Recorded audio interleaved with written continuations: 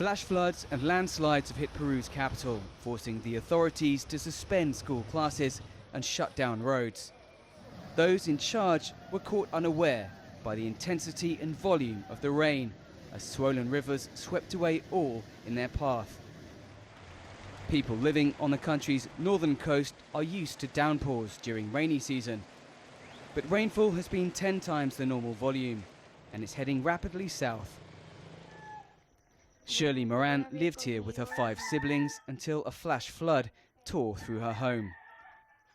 All she can do now is rescue belongings buried in the mud. The water came up to here, up to our knees. The only thing we could do was run for our lives and to try to keep calm. It was such a horrible moment.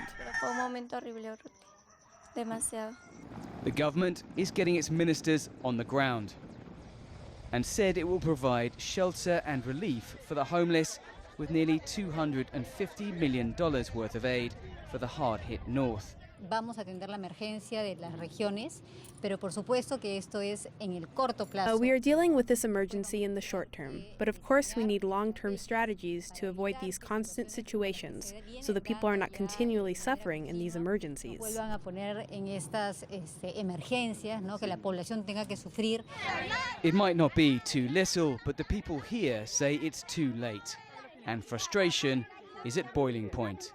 As the helicopter carrying the minister leaves, the people here are left not knowing what to think. Everyone is asking for help, and they say that help hasn't come. As ever, the poorest are the least able to bounce back. It's a disaster. My home is a mud bath. We're up to our knees in mud. My food, everything was destroyed. Esther, a teenage mother, recycles rubbish for a living.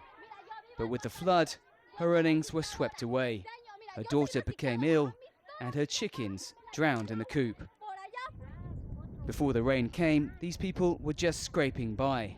Now, as the downpours continue, they're desperate.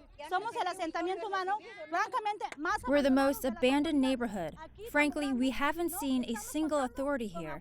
Do you think the mayor has come here to dirty his feet? While some start to pick up the pieces, others are preparing for the worst.